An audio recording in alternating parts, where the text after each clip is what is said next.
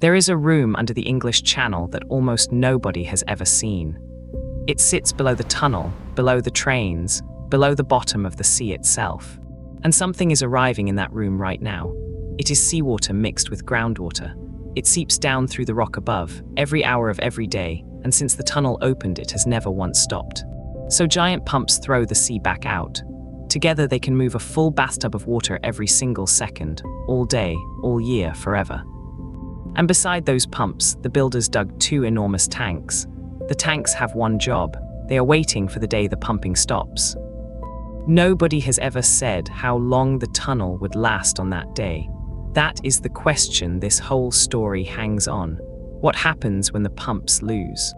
Here is the part nobody tells you.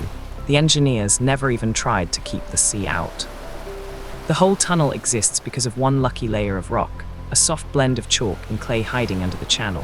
That layer is nearly waterproof. It is soft enough to dig through fast and strong enough to hold its own shape. The builders threaded the entire tunnel through that single band, like a needle finding the one safe seam in the seabed. The French end of the dig still fought back. The rock there was cracked and soaked, so the digging machines had to be sealed shut, built to push against up to 10 times the air pressure you are feeling right now. Water leaking in was never a flaw to be fixed. It was the deal, and the builders signed it on day one. The rock slows the sea down. Nothing on Earth stops it. So if the sea is always coming in, where does all that water go? Somewhere under the English Channel, a machine is tasting water, and it refuses to give a single drop back to the ocean until that drop passes a test. All the water the tunnel collects flows through holding tanks packed with sensors. If anything reads wrong, alarms trip. Every liter gets locked in underground quarantine pits until it comes back clean.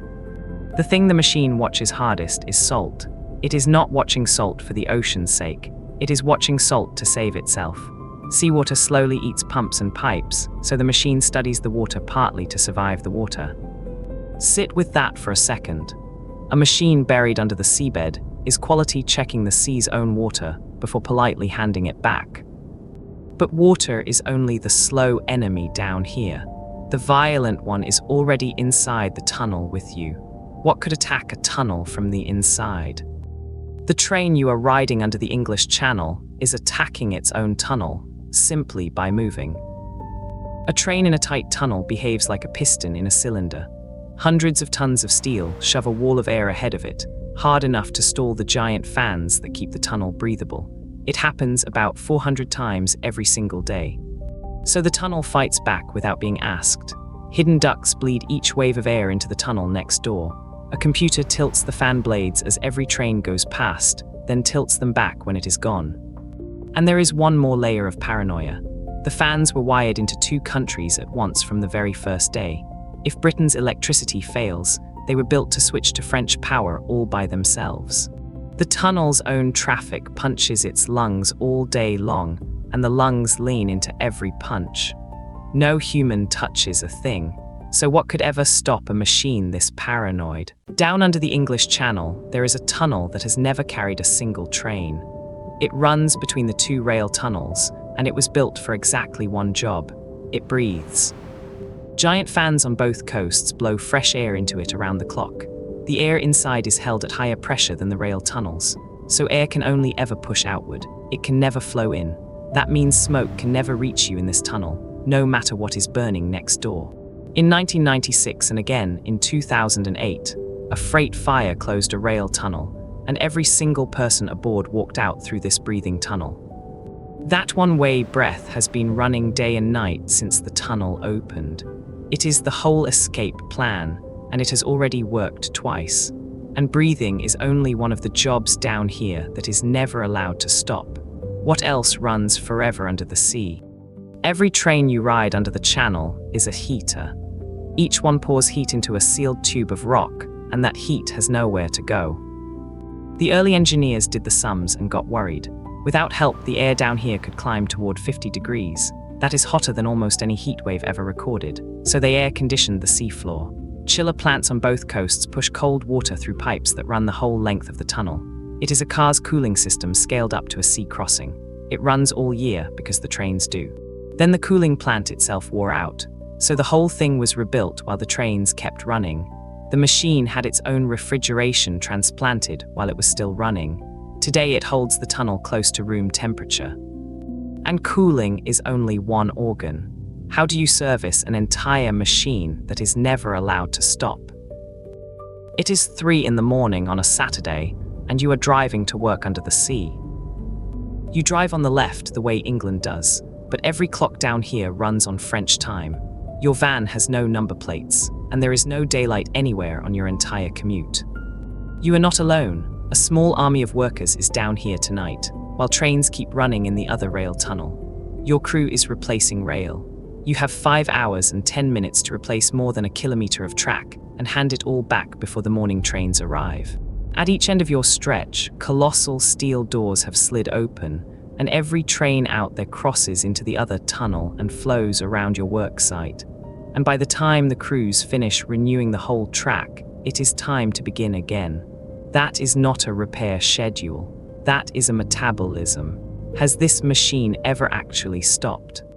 It is the 30th of December 2025, the peak of New Year travel, and the Channel Tunnel has just stopped. An overhead power cable has come down onto a train near the tunnel mouth, and the overhead power line inside has failed. Every Eurostar between London, Paris, Brussels, and Amsterdam stands still. One passenger set out on a 90-minute hop to Paris. That journey took 11 hours, much of it overnight with flickering power. Nothing flooded, nothing collapsed. The sea never got in. Everything down here runs on power fed from the coasts, even the pumps that hold back the sea. A machine without power is just a hole. Engineers fixed the fault overnight, and a day later the tunnel was back at full capacity. One day of failure made world news. The thousands of days the machine simply worked never did. The sea only has to outweight the power. So how do you keep a machine fed forever? There is a signature underneath the Channel Tunnel. The companies that built it had to guarantee that it would last at least 120 years. The license to run it stretches all the way to 2086. Almost nobody who signed that promise will live to see it kept. And no single piece of the tunnel lasts that long. The breathing system it opened with has already worn out. By 2021, the whole thing had been rebuilt, while the tunnel kept breathing. Every year the company that runs it spends a small fortune, and nearly all of it goes into running and repairing the crossing. You will not find a line in the accounts called keeping the sea out. Forever is not a property of the structure. Forever is a bill. Someone signs it every year until 2086. So is anyone else on Earth paying a bill like this? There is a tunnel in Japan whose pumps have not had a single day off since 1988.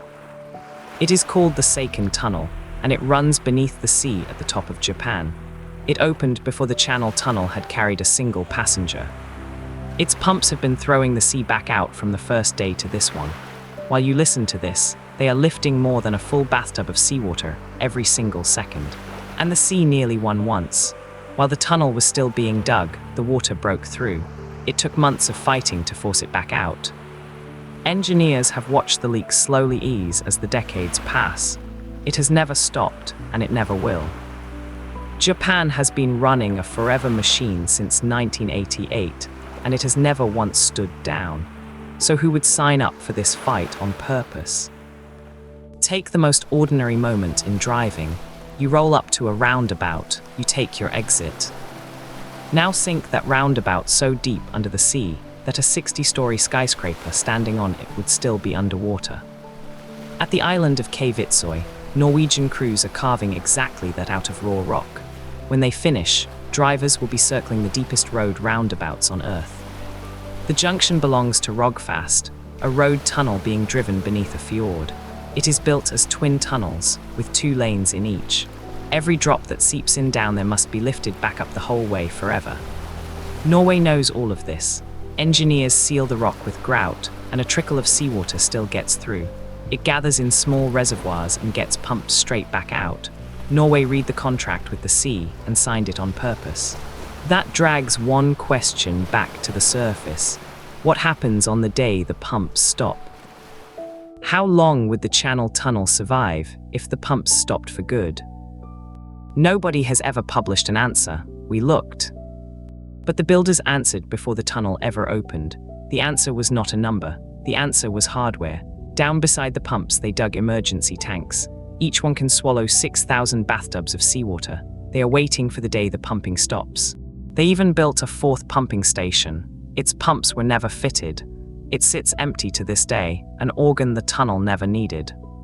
Under Shakespeare Cliff, a drainage tunnel leads into workings the Victorians abandoned. Deep inside, behind a concrete wall, a digging machine from 1881 is entombed in the chalk. That attempt failed lifetimes ago. The water down there is still being managed today. The sea never stops trying to get in. The pumps fire on their own as the water rises, day and night forever. So the duty never ends. The Channel Tunnel never stops pumping. The world keeps working while you sleep. So if you like the video, subscribe to the Globistics channel and ring the bell icon, and we'll show you what it's been up to.